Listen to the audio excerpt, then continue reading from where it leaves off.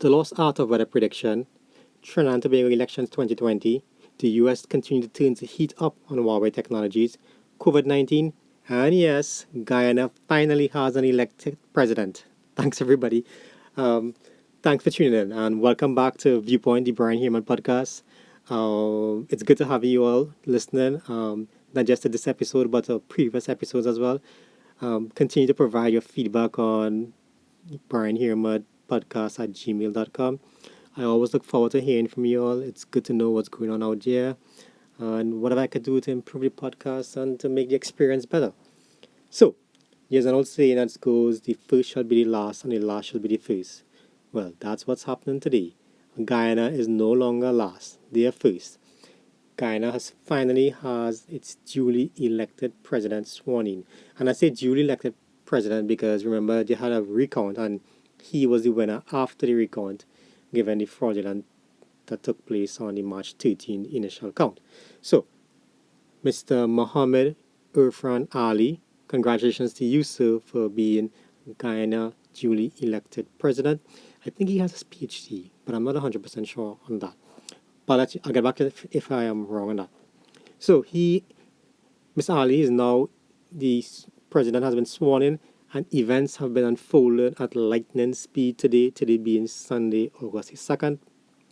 Even as we speak right now, there are events unfolding.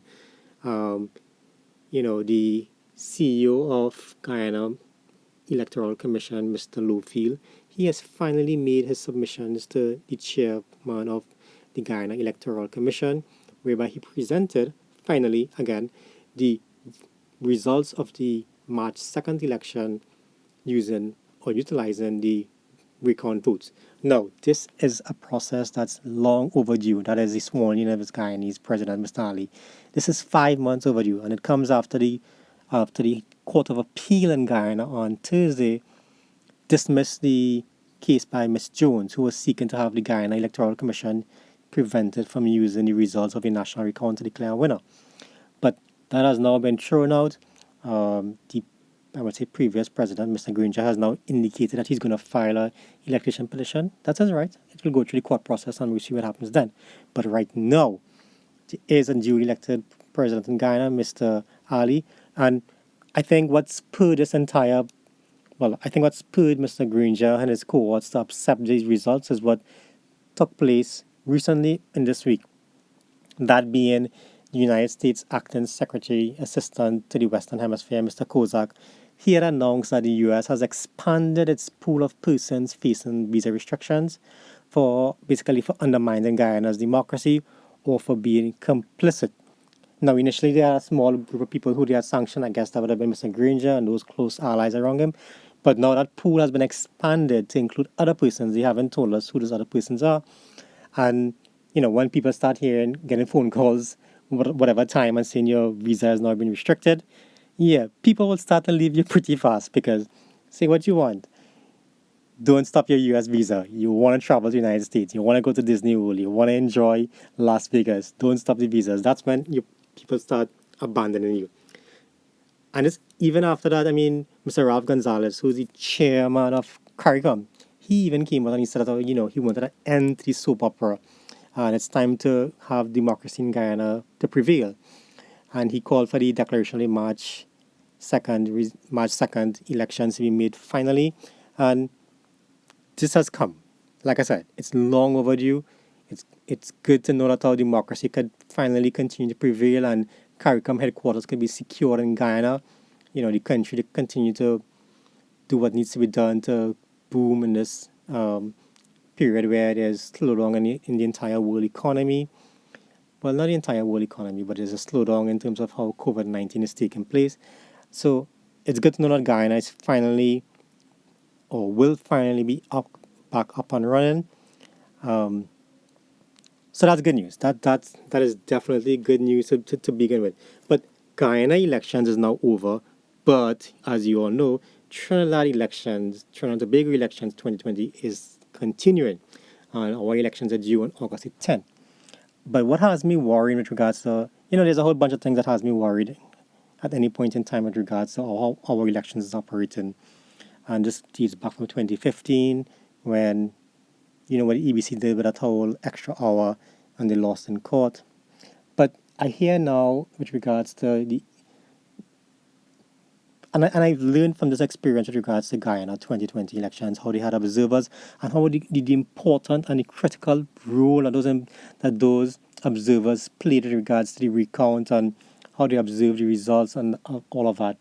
And so I know the importance of it. So when I come and I hear now that the Prime Minister, Dr. Raleigh, is saying that there will be no observers for Trinidad, none, with regards, not even CARICOM, no OAS, no Carter Center, nobody. It's a bit scary after coming out of the reviewing and looking on what's taking place in Guyana.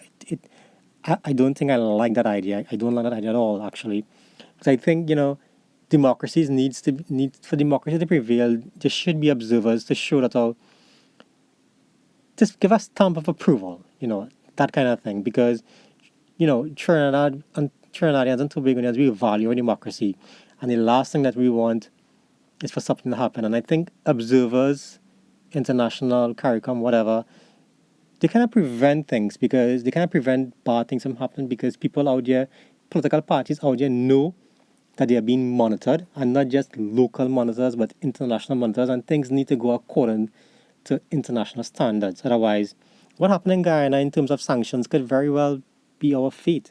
There's a lot of things that took place in Guyana that those observers prevented from were there watching, and they were like a hawk preventing any bad things from happening. So when I hear that those observers, that's very cautious. I mean, this is our democracy, this is our future we're talking about here, and I think that we need to have observers to prevent any bad things from happening and wrongdoings for whatever. That's to prevent that. And now I read the EBC is back at it again. I mean, something is wrong with this Elections and Boundaries Commission. Something is definitely wrong. I hear the saying that now, mass is compulsory for voting in the polling on election day. I don't know where they get these things from, but it's good to know that recently, today actually, I heard a ad from the EBC saying that if you don't have a mask, one will be provided for you, or it's not compulsory, so you could still vote. But what is and the next guideline that had issues that if you're symptomatic with regards to COVID-19, you would be denied entry into the polling booth. That is scary because I want to know which doctor, which presiding officer, or whoever, are they going to put a doctor in every polling booth to know who's symptomatic? What is symptomatic for COVID-19? I mean, who's going to make that determination? And even if that was a determination to be made, does the Elections and Boundaries Commission have a power to make such a determination? To write is a constitutional to vote is a constitutional right. How could they block you from voting just like that? It's crazy. I mean, EBC it's once again showing how it's willing to operate outside of its mandate and its authority. You cannot prevent somebody from voting, mask or otherwise, symptomatic or not. That is not part of what your mandate is. Your mandate is to ensure that every citizen has the ability to vote. It's scary when they start going down these blurred gray lines. I mean, it's not right.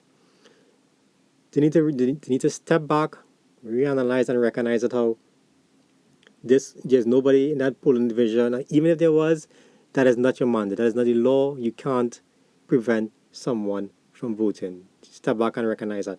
Now, you all would have heard me mention before with regards to Huawei Technologies, how TSTT, I don't know about Digital, but TSTT has a strategic arrangement with Huawei Technologies to implement a 5G network.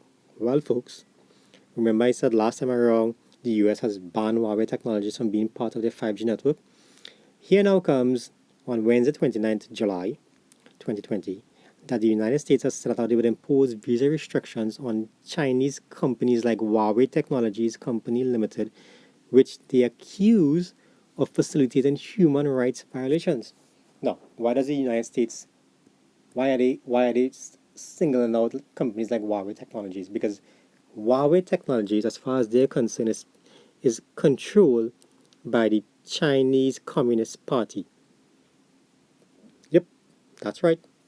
So anything that's controlled by Chinese Communist Party, it's not an independent company like T-Mobile or one of those other companies, Sprint or whatever. No, it's controlled by the Chinese Communist Party. You know what happens when that company is controlled? They're going to be feeding information that they gather from the United States with regards to their technologies being implemented there to the Chinese Communist Party. That's called espionage, and the United States is fully aware of that. So they are not going to allow Huawei technologies to be part of the 5G network. Even the UK now ban new equipment from Huawei technologies from participating in their 5G network. And I don't know what is TSTT rule with regards to Huawei technologies. They need to clarify that as soon as possible, because if they continue down those lines with Huawei technologies, very soon, we may find ourselves being unable to utilize or to communicate effectively with the United States, because we're using Huawei technologies. You see, as I mentioned, Huawei could simply put something inside of there, and that will allow them to listen in on phone conversations between the Prime Minister of Trinidad and Tobago and probably whoever is his people in the United States or wherever. It's dangerous, and that's why they don't want Huawei technologies to be part of the future 5G network. Anything controlled by the Chinese Communist Party is not a good idea, because they're going to utilize the information that they gather for the wrong reasons. You even see them now with regards to TikTok. They're planning on banning TikTok. Um, Microsoft wanted to buy the US part of TikTok, but Trump administration has said no, they rather just shut it down. They don't trust anything controlled by the Chinese Communist Party. It's as simple as that. The employees of Huawei, of those companies, they feed information back to the communist regime. And that's the whole problem. I mean, TikTok is so popular, I believe, but not anymore. Not after the US clamped that down. It's not going to be in existence anymore. Well, not to the scale that it is right now. So, it's crazy that how we haven't had a position with regards to what we're doing with Huawei, but that's how it's going to be. We need to back off from Huawei. But speaking of Huawei and technologies, I wonder if our weather forecasters use Huawei technologies for their weather predictions. It is crazy what our weather forecasters do in Trinidad and Tobago and get away with. I mean, we just can't seem to get it right. I mean, have you ever noticed when it comes to the weather reporting that the forecasters in Trinidad just can't get it right? I mean, look at Gonzalo. But first of all, I'm grateful that Gonzalo passed Trinidad and Tobago. I'm not quite sure what Gonzalo was, if he was a tropical storm, a tropical depression, a hurricane, a tornado, a volcano, because I don't know, the weather forecast doesn't seem to know either. They don't even know what it was. I mean, I remember Gonzalo at 5 a.m. They said to prepare for Gonzalo reaching the shores of Trinidad at 11 a.m. But just like that, after 5 a.m., not a word on what happened to Gonzalo. They didn't even tell us if he dissipated into a normal rain, tropical depression or whatever. All we know is that we had to prepare for him, and I mean, it's crazy what they do. I don't understand it. How come for example, in Florida, for Broward County, the weather forecasters for Broward County could get it pinned down to just a county. When they say 3 o'clock there's going to be a lightning storm, bet your bottom dollar, lightning storm at 3 o'clock. But here in Trinidad, we just can't get it right. I mean, life is planned based on the weather all over the world. But here in Trinidad, if you have body pains, you could forecast the weather better. If you knee hurting you, the old people might tell you, oh, yeah, rain going fall or the place cold or something. We just can't seem to get the weather right. And there's zero consequences for these people who can't seem to get it right. Something as important as the weather, we can't seem to get it right.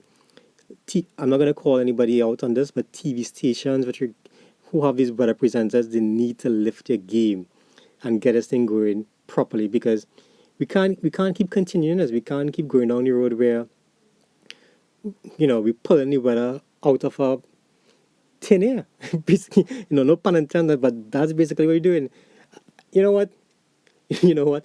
I want Robin Maraj back. Remember Robin Maraj? The guy with his one little drawing, and he have a little circle with the hurricane predicting and he passing through, and you have one satellite picture. These guys have moving satellite pictures, all kind of 3D imaging and all sorts of things, and they can't get it right. Robin Maraj probably had more luck than I'm not gonna call any names, more luck than these current bunch of weather forecasters. You used to see Robin Marajim on TV more when it was a time for a storm than you see these people right now. All these apps and things. I just don't understand. They go silent. It's like if when they make a horrible prediction, they don't even come back and say, well, we got it wrong. X, Y, and Z was the keys. They just move on to the next one. Crazy, crazy. And one of these days, it's not gonna be in the interest of Trinidad and Tobago when they keep playing these games. There should be consequences, or maybe the weather forecasting needs to. I don't know what is performance appraisal that needs to be done on these people, but it's crazy how they get it wrong and nothing happens to them. But that's on that issue. Let's talk COVID-19 now. What's going on with COVID-19? As you all know, the Prime Minister has reduced the gathering from 25 to 10 now. So that's that's a new development with regards to how we mitigate the spread of COVID-19. But oh, how we have grown. Do you remember when trying to remember the Cora Hospital medical director, her name? What was her Dr. Michelle Trotman, that's the name, yeah. You remember when Dr. Michelle Trotman came on TV that initial time and said, COVID-19 is a mild virus. Oh, how we have all grown up from this mild virus to now. Do they still put her on TV? I wonder. I mean, whatever. But you see, what has happened since then is that they have they never took COVID-19 as a serious virus, but now they've recognized it was as a point in time whereby they could use the virus to their benefits, and they weaponized COVID-19 to the point where they could get mileage from how to implement policies and that kind of thing. But now, in this so-called second wave, because I don't believe it's a second wave, because if you have not tested your population significantly, do you know that Barbados have tested more people than Trinidad and Tobago? Barbados have a population of 282,000 people and they have tested over 6,000 people. Trinidad and Tobago is not on that scale yet, and we have a population of 1.4 million people. What curve are you talking about? What second wave are you talking about? You don't even know if you have a wave yet. You need to test people to find out exactly at what point you're. America, people keep saying America have a lot of cases. They have a lot of cases because they do a lot of testing, folks. They do a lot of testing. If you don't test people, you don't know what point you're at. And that's my problem with this whole COVID-19. You're not testing people and you're just waiting for things to pop up and show up. You're not going to get in front of the virus like that. You need to know who is sick and have them quarantine accordingly. You just can't wait for people to get sick and doing um, contact tracing. You can't get do you know what's going to happen with like that? It's not going to work like that. And you're making the restrictions back to 10 people. Okay, fine.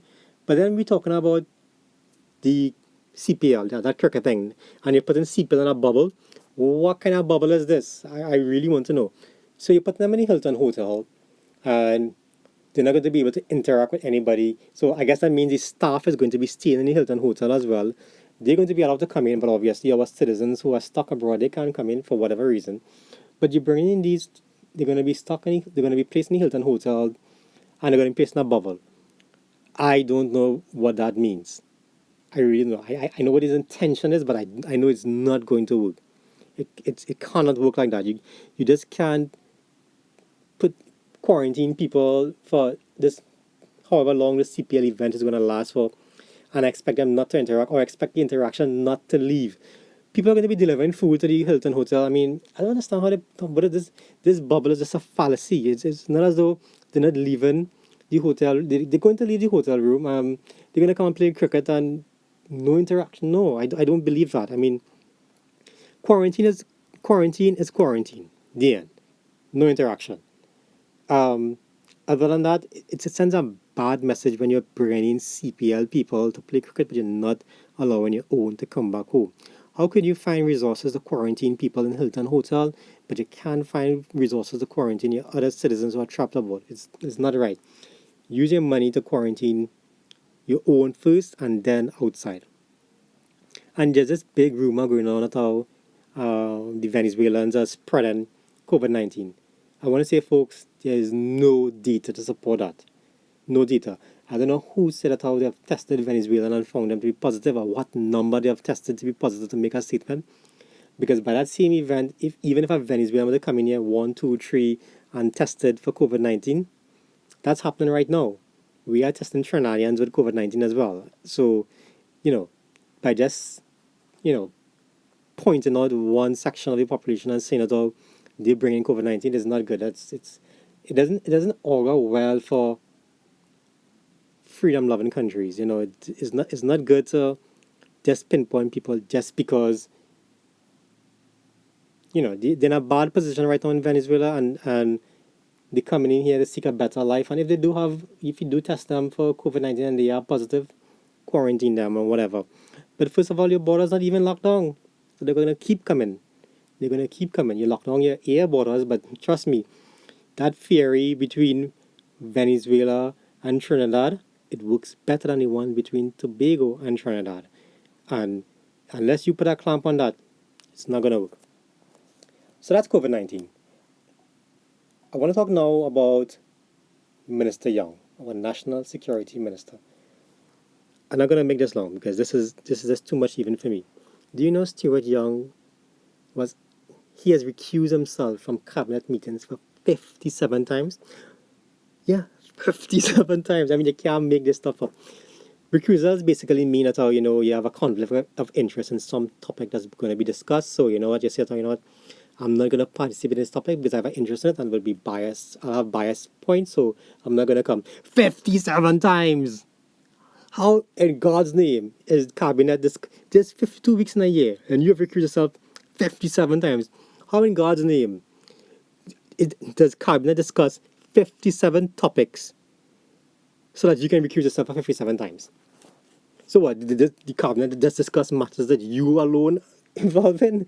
I mean, so 57 times. I don't know what matters they're discussing, but the fact that they could say sorry that you recuse yourself 57 times, that means that giving me the idea that how 57 matters came to cabinet for which you had an interest in and you recuse yourself.